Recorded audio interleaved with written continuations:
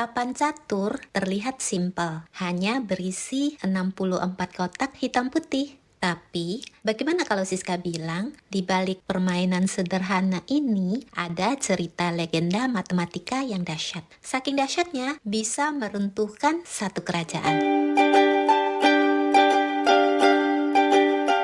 Ya, inilah kisah tentang bagaimana angka bisa jadi jauh lebih kuat daripada seorang raja. Inilah pelajaran penting tentang betapa seringnya kita meremehkan kekuatan dari hal-hal yang kelihatannya kecil. Bayangkan ya, kita berada di sebuah kerajaan kuno, entah di Persia atau India. Di sana ada seorang raja yang berkuasa dan seorang penemu yang sangat bijak bernama Sisa. Sisa ini baru aja menciptakan sebuah permainan yang luar biasa yang sekarang kita kenal dengan catur. Sang raja benar-benar takjub dengan permainan catur itu. Saking senangnya, raja ingin sekali memberikan Sisa hadiah. Dengan bangganya, raja bilang begini, Sebutkan saja permintaanmu, apapun itu, emas, permata, setengah kerajaan, akan kukabulkan. tapi Sisa yang bijak tetap menolak. Karena didesak lagi sama si raja, akhirnya Sisa menunjuk papan catur di depannya dan mengajukan sebuah permintaan yang kedengarannya sederhana banget. Sang raja sampai tertawa meremehkan permintaan itu dan langsung bilang, Oke, setuju. inilah kesalahan besar yang akan segera dia sesali. Jadi, permintaan Sisa begini. 1 butir beras di kotak pertama, 2 butir beras di kotak kedua, 4 butir di kotak ketiga, 8 butir di kotak keempat, dan seterusnya. Jumlahnya dilipat gandakan di setiap kotak. Ya, kalau kita lihat di awal-awal sih, jumlahnya kelihatannya tidak seberapa. Paling-paling cuma segenggam beras. Semua orang istana santai-santai aja dengan permintaan itu. Tapi begitu para bendahara kerajaan mulai menghitung dengan rinci, senyum di wajah mereka langsung lenyap. Janji sang raja segera berubah jadi masalah besar. Waktu hitungan baru sampai di baris kedua papan catur, jumlah berasnya sudah ribuan butir. Begitu masuk baris ketiga, angkanya melonjak jadi jutaan butir. Mereka panik. Mulailah mereka sadar, ini bukan permintaan sederhana, ini adalah jebakan matematika yang jenius. Mau tahu angka akhirnya berapa?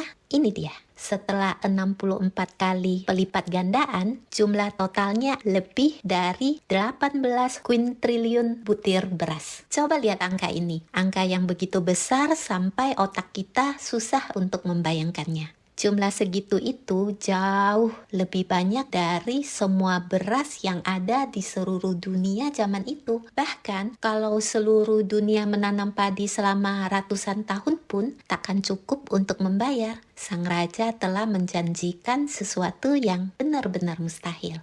Apa sebenarnya yang terjadi di sini? Kok bisa ya butir berasnya jadi segitu besar? Kisah ini merupakan ilustrasi yang sempurna dari sebuah konsep matematika yang sangat kuat, pertumbuhan eksponensial.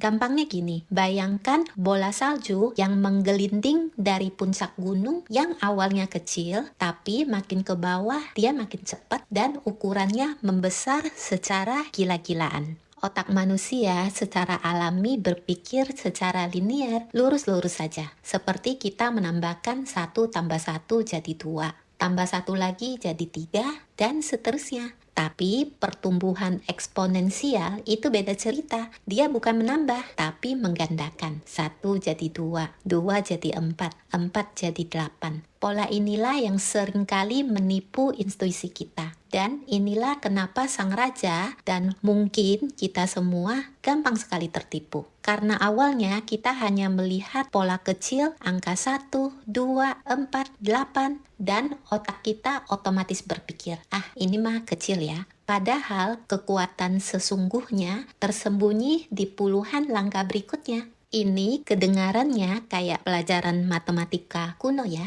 tapi jangan salah, prinsip ini super relevan. Faktanya, pertumbuhan eksponensial ini ada di mana-mana, di sekitar kita, di kehidupan kita sehari-hari. Pernah kan kita takjub melihat seberapa cepat teknologi berkembang? Bagaimana bunga majemuk membuat sebuah pinjaman meningkat dalam waktu singkat? Contoh lain fenomena ini adalah penyebaran informasi di media sosial. Kebiasaan-kebiasaan kecil yang kita bangun setiap hari, sampai kesalahan kecil yang kita tumpuk. Semua itu adalah cerminan dari kekuatan pelipat gandaan yang sama. Cerita dalam legenda ini mengingatkan kita dengan sebuah pelajaran hidup yang mendalam. Si penemu catur ini tidak punya tentara, tidak punya emas, tapi dia punya sesuatu yang jauh lebih berharga, pemahaman. Sisa mengerti kekuatan sebuah pola yang tidak terlihat oleh sang raja. Pada akhirnya terbuktilah pengetahuan itu jauh lebih kuat daripada kekuasaan dan kekayaan. Contoh inilah yang bisa kita ambil untuk diri kita sendiri. Entah itu menabung sedikit uang setiap hari, belajar satu hal baru setiap minggu, atau olahraga 15 menit tiap pagi. Awalnya mungkin tidak terasa ada bedanya, tapi kalau kita konsisten, efek pelipat gandaan itu bisa mengubah hidup kita secara total. Sebagai penutup, Siska mau tanya, apa sih pola pelipat gandaan yang paling kuat dalam hidup kalian saat ini? Coba temukan itu.